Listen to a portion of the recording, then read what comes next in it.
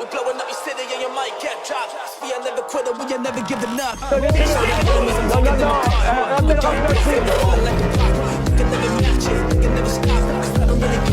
Vous fumez, monsieur. Le football, il a changé. Oui, peut-être. Ouais, c'est Laurent Delamousse, bienvenue aujourd'hui pour une nouvelle vidéo et j'espère que tout le monde va bien. Désolé messieurs, dames, si jeudi il n'y a pas eu de vidéo sur cette chaîne, hier sur la chaîne principale, la chaîne Mousse, mais j'ai eu des soucis techniques. J'espère que ça va s'arranger. En tout cas, je suis là aujourd'hui pour vous faire passer un bon moment. Avant de partir pour cette nouvelle vidéo, c'est le moment de soutenir la chaîne et moi-même en mettant votre plus gros pouce bleu, votre meilleur commentaire. On n'oublie pas de s'abonner et d'activer la cloche pour ne pas rater les prochaines vidéos. On fait de même sur la chaîne principale, la chaîne Mousse. On me rejoint sur Instagram, sur TikTok, sur Twitch pour ne pas rater les lives du dimanche soir à 21h30. On va chercher à boire, manger, on se met à l'aise et moi je m'occupe du reste. On va commencer par Rachel Kahn qui va déraper une nouvelle fois. C'est pas la première fois et ça sera pas la dernière à mon avis sur le plateau de CNews, mais elle va être reprise par une personne sur le plateau. Mélenchon qui disait la République c'est moi, non, la haine c'est lui. La haine c'est lui. Ce qu'il est en train de faire là, c'est qu'il est en train d'alimenter, et pardon, parce que nous ne sommes plus dans une lutte contre l'antisémitisme. On est passé depuis le 7 octobre à quelque chose qui est bien plus grave et bien plus profond. Là, il est véritablement, il est complètement dans la lignée de l'islam politique qui veut éradiquer l'ensemble des juifs du monde. C'est ça qui se joue à l'université. Les islamistes ont pris les universités comme prise de guerre pour coloniser les cerveaux de nos plus jeunes. Et Mélenchon est ravi de ça. Il est ravi que finalement, on éduque nos enfants non pas avec des programmes éducatifs, mais des pogroms éducatifs. Alors, vous savez comme je vous aime, Rachel. Oui, je sais, vous allez me modérer. Sur le plateau de BFM, François Ruffin était face à Charles Consigny. Et à un moment donné, pendant un échange, Monsieur Ruffin a parlé d'une anecdote qui est dans le livre de Charles Consigny concernant la cocaïne. Alors, c'est un truc que je ne savais pas du tout. Alors, on ne sait pas si c'est pour lui mettre un petit peu sous le nez, pour que ça soit plus connu du grand public, ou si c'est pour rebondir sur les pompiers. Bon, c'est évident que c'est pour rebondir sur les pompiers, mais je pense qu'il y a un peu des deux. À quoi sert cet argent, monsieur Consigny? Puisque vous voulez sortir la tronçonneuse contre cet État obèse. Oui. Je vous lis. Je lis le livre que vous avez publié avec votre père. Oui.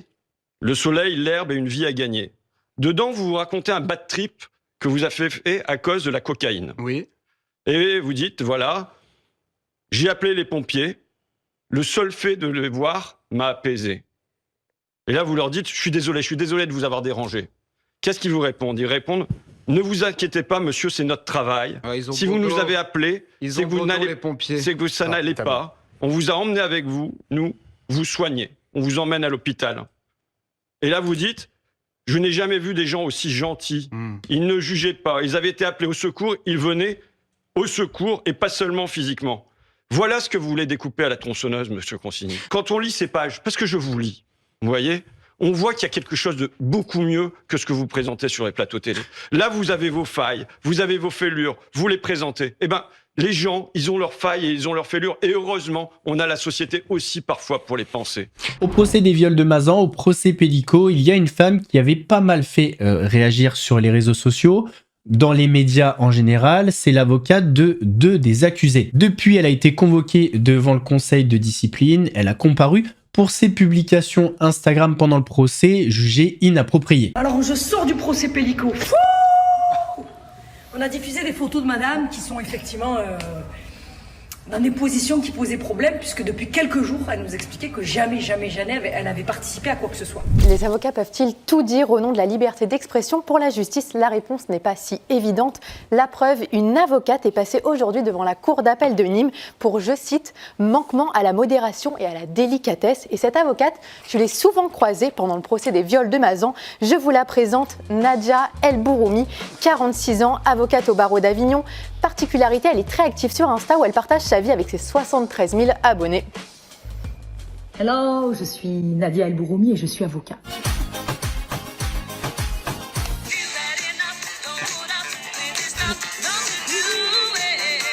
Une avocate influenceuse qui était donc présente pendant le procès des viols de Mazan. Elle représentait 2 des accusés et elle avait choqué tout le monde avec ses stories Insta, notamment ici quand elle débriefe une journée d'audition particulièrement pesante où des vidéos de Gisèle Pelicot avaient été diffusées. Alors je sors du procès Pelicot. On a diffusé des photos de madame qui sont effectivement dans des positions qui posaient problème puisque depuis quelques jours, elle nous expliquait que jamais elle avait participé à quoi que ce soit. Le lendemain, pour répondre à cette polémique, elle poste une nouvelle vidéo. Voilà, Wake me up before you go, en français ça veut dire réveille-moi avant que tu partes. Autant dire que dans l'affaire Gisèle Pelicot, ce choix de chanson était particulièrement très choquant. C'est pour cette raison que le bâtonnier du barreau d'Avignon a lancé une procédure et qu'il a convoqué 7 avocates pour un conseil disciplinaire. C'était ce matin à 8h30 à Nîmes. Et Nadia El Bourimi était évidemment présente et évidemment, elle a posté sur Instagram. Hello, salam alaikum. Faut le faire correctement. On n'a pas beaucoup dormi, d'accord? Mais bon, c'est le jeu, hein. On est sérieux, hein. On a l'air un peu fou, mais on est sérieux. Même quand on connaît le métier comme moi, même quand on a l'habitude de plaider, etc., eh ben on est stressé. En tout cas, vraiment, les messages de soutien, c'est magnifique. C'est un passage très désagréable, mais bon. Yallah! Voilà, donc pour la justice, ce genre de vidéo serait donc contraire à la déontologie des avocats. Et moi, j'avais pu rencontrer cette avocate Nadia El Bourimi pendant le procès au Palais de justice d'Avignon. On avait pu justement discuter avec elle de ces vidéos très controversées. Vous regrettez d'avoir fait cette vidéo? Ah, pas du tout, parce que sincèrement, du fond de mon cœur, déjà elle ne s'adressait pas à Madame Pelicot. Mais bon, Mais la chanson est mal choisie. Alors peut-être qu'après, avec le retour, tu te dis ça, mais c'est une chanson que j'écoute tout le temps. Si vous voyez mes followers, moi je l'écoute tout le temps, c'est Lève-toi le matin avant de me faire taire. Après, tu fais l'usage que tu veux. Il y a certains de vos confrères qui parlent de déontologie. Vous savez, ça fait 5 ans qu'on me dit la déontologie, il n'y a pas de poursuite, il n'y a rien, ça s'appelle la liberté d'expression, ce qui est quelque chose qui est difficile à entendre. Mais aujourd'hui, moi je passe pour une... Moi je suis précurseur, mais maintenant ils me demandent de faire des formations pour le faire. Vous êtes précurseur? Ben oui, vous verrez, bientôt ils seront tous sur Insta. Non, moi je suis avocat de la défense, moi je suis pas venue, aujourd'hui je suis pas le fan club de Madame Gisèle Pelicot. Je vais pas passer ma journée à lui dire qu'elle est victime. Moi je défends des gens. Mais c'est un procès pénal, on n'est pas au café, c'est un procès pénal. Mais on n'est pas sur Insta aussi? Mais moi je suis sur Insta, sur un site et sur un compte où j'explique le droit depuis 5 ans. Et voilà, et aujourd'hui, pendant son conseil disciplinaire, l'avocate s'est à nouveau défendue en brandissant la liberté d'expression, la liberté de communication. Et face à elle, le bâtonnier a donc demandé à son encontre une interdiction d'exercer pendant 18 mois. Et réponse attendue le 18 décembre, juste avant Noël.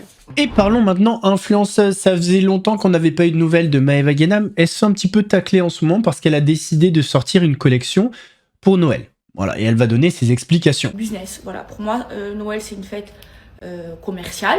Ok, je vais pas fêter la naissance de Jésus parce que je suis musulmane. Et ok, je suis musulmane et tout, mais je suis une femme d'affaires. Et à Noël, je sors une collection. Voilà.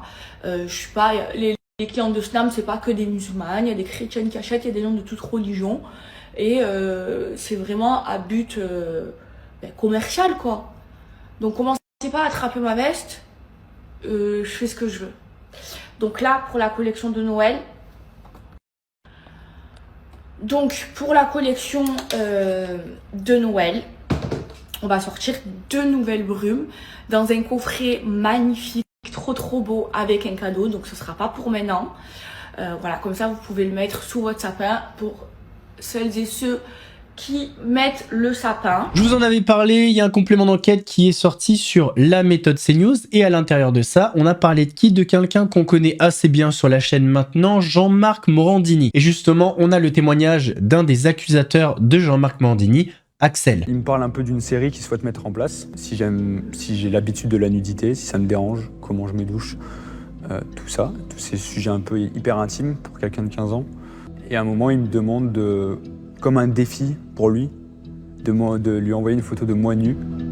Il y a 10 ans, Axel rêvait de faire un stage dans l'audiovisuel. Fan de Jean-Marc Morandini, il le contacte sur les réseaux sociaux. Il était très réactif et il utilisait un vocabulaire qui me mettait à l'aise en tant que jeune qui parlait à quelqu'un qui était beaucoup plus âgé que moi. L'adolescent tente d'y échapper. En fait, je suis mineur, donc je veux pas de problème. Oui, en même temps, il y a rien de grave. Tu t'amuses comme tu veux, lol. Dans l'espoir du stage, ils n'auront pas le dialogue. Il est assistant tous les jours, je sais qu'il va me demander la photo de manière très lourde. Donc chaque jour, j'essaie de repousser. Et au bout d'un moment, j'ai craqué. J'ai pris une photo d'Internet et je lui ai envoyé. Ce jour-là, Axel et un autre plaignant découvrent la décision de la cour d'appel. 2 ans de prison avec sursis, inscription au fichier des auteurs d'infractions sexuelles, une peine aggravée. Les avocats de Jean-Marc Morandini ont saisi la Cour de cassation. En attendant, il reste à l'antenne de CNews. Ses patrons disent présomption d'innocence. Présomption d'innocence, mais par contre, il a ruiné l'adolescence de certaines personnes. Pour l'instant, son groupe Canal+ privilégie le business à la protection des mineurs et des enfants. En tant que victime, c'est un combat qui est très difficile à mener. Et comment voulez-vous que d'autres victimes aillent porter plainte quand on se dit « Ah mais quoi que je fasse, ça va rien changer ». Et il va toujours garder son aura, sa caisse de résonance, parce qu'il a une émission quotidienne à la télévision. C'est un pied de nez très malsain que fait Canal+ à l'intégralité des victimes, à l'ensemble des victimes de violences sexuelles, d'agressions sexuelles, de toutes ces choses-là. C'est une image catastrophique qui renvoie. Ni Jean-Marc Morandini, ni ses avocats, ni CNews n'ont accepté de répondre à nos questions. Il me parle un peu d'une... Rentrons maintenant un petit peu dans le côté influence, influenceur, influenceuse. On va commencer par Ayem Nour qui ne respecte pas ses engagements, ce qui peut correspondre plus ou moins à une arnaque. Alors peut-être pas une arnaque, mais une escroquerie. Alors Ayem, on ne respecte pas ses engagements. Je vous raconte l'histoire de Ayem Nour, très prétentieuse bien évidemment. Elle discute avec une restauratrice, le restaurant Gamila, par réseau social, donc engagement verbal. Et du coup, Ayem Nour s'engage à venir dans le restaurant, manger gratuitement pour faire de la publicité à ce restaurant Gamila, que je vous partagerai après. Donc du coup, ça y est, ils se sont arrangés, elle lui a donné rendez-vous. Donc c'était le 30 janvier. Ayem Nour lui a dit « Je serai là à 21h ». Vous savez à quelle heure elle arrive? À 23h30, comme une fleur. Avec son fils et son manager, il me semble.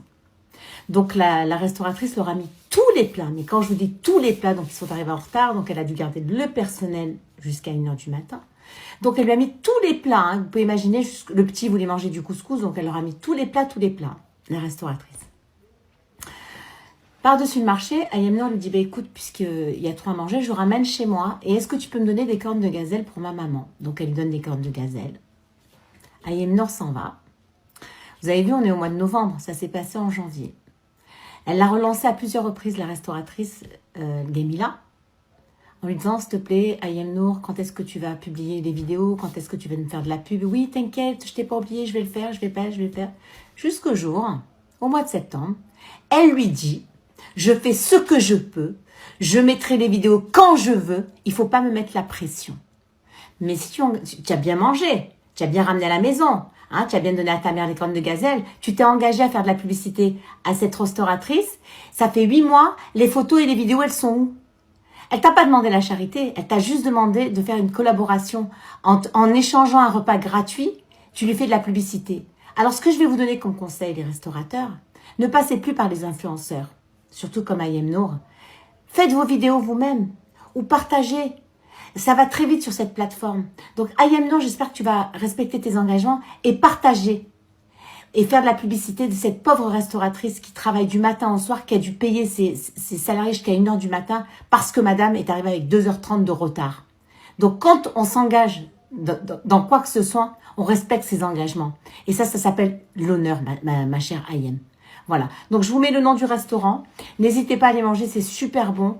Et je vous dis à plus. J'espère que Ayem Nour, tu partageras la vidéo de cette restauratrice. Il y a 2 jours, on avait parlé de Maës. Je vous ai montré une vidéo qui avait été faite un peu avec de l'IA. C'était un peu bidon. On va remettre l'église au centre du village avec une vidéo de qualité, la vidéo de brut.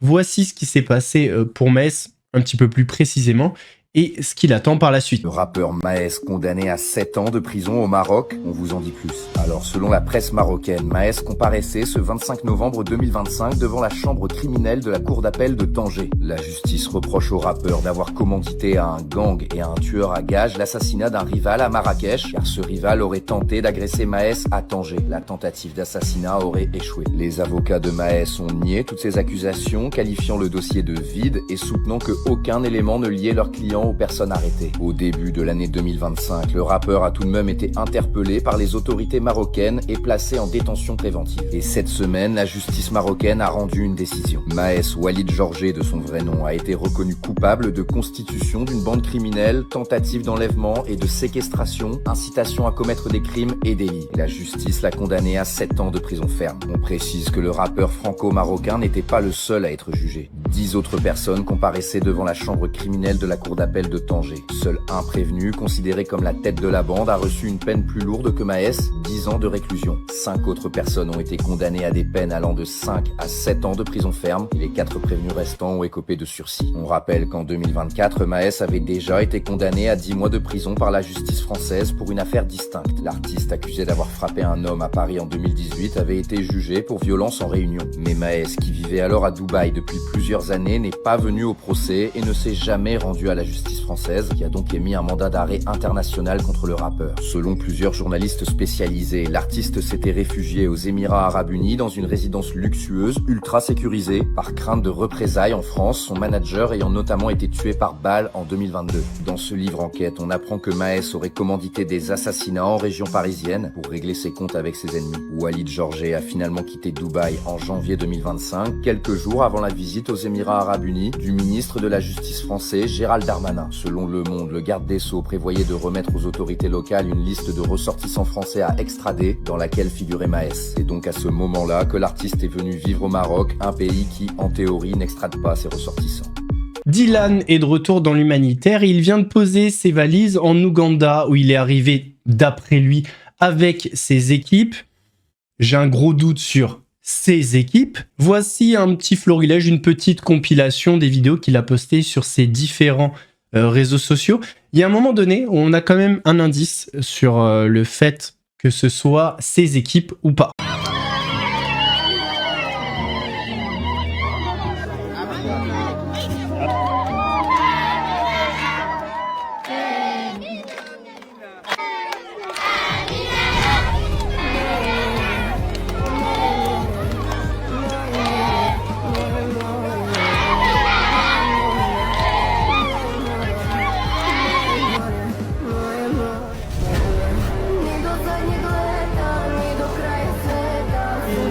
Start, we try to go 25 meters down, inshallah. Okay? Thank you.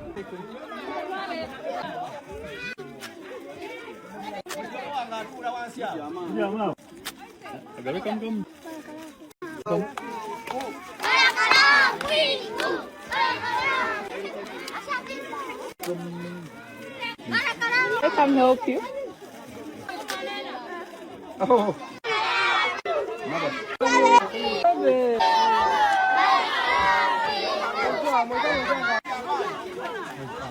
It's very important because it's my village, so don't come with nothing in the hand. And we start the well just there behind because there is a village with 500 people and they don't have water. That's why it's important that we can bring this, inshallah.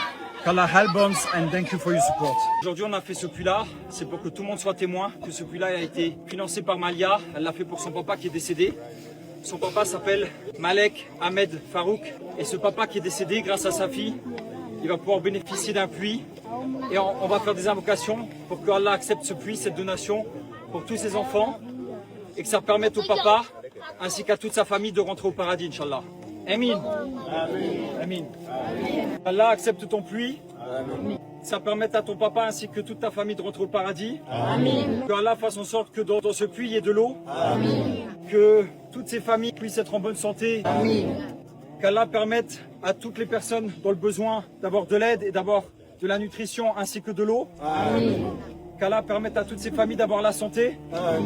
Qu'Allah nous permette à tous de rentrer au paradis. Malia, cette vidéo-là, elle est pour toi. C'est le début de ton puits. Comme tu peux voir, il y a beaucoup d'enfants. Il y a plus de 1000 personnes au total. C'est important pour moi de te montrer le début de ton puits, que tu puisses le montrer à tes proches, à ta famille. Et ce puits-là, il est dédié à ton papa. Il est dédié à ton papa. Et ton papa, il s'appelle Malek Ahmed Farouk. Donc ce puits-là, il sera dédié à lui. Qu'Allah accepte.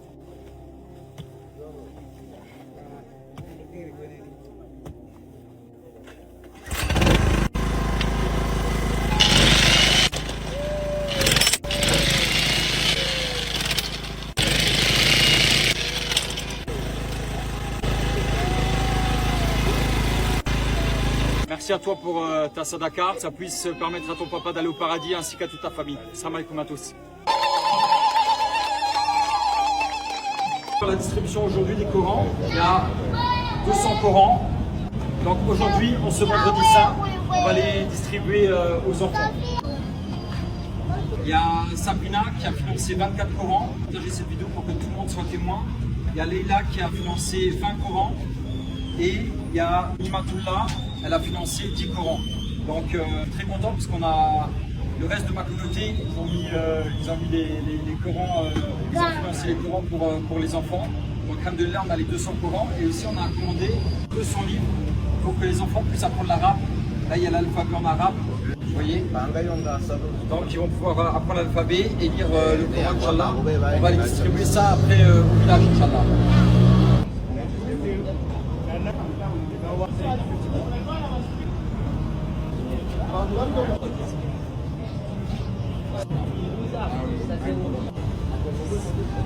How much? 50?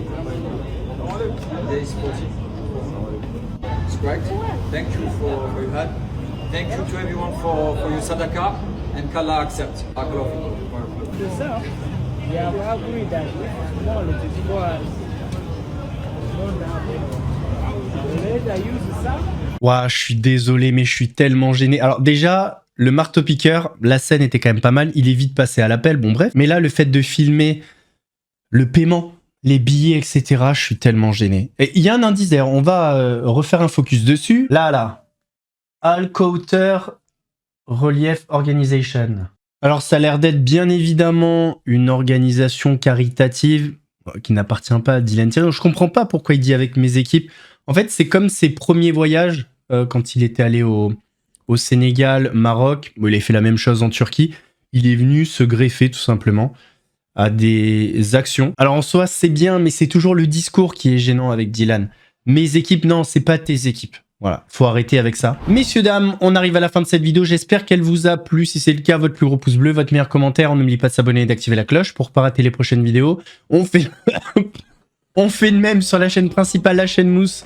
On me rejoint sur Instagram, sur TikTok, sur Twitch pour pas rater les lives du dimanche soir à 21h30.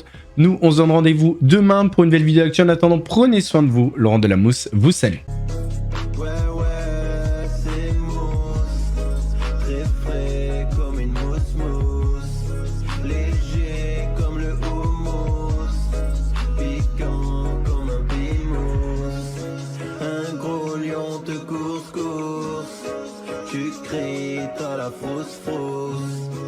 J'arrive à la rescousse. Regarde, ouais c'est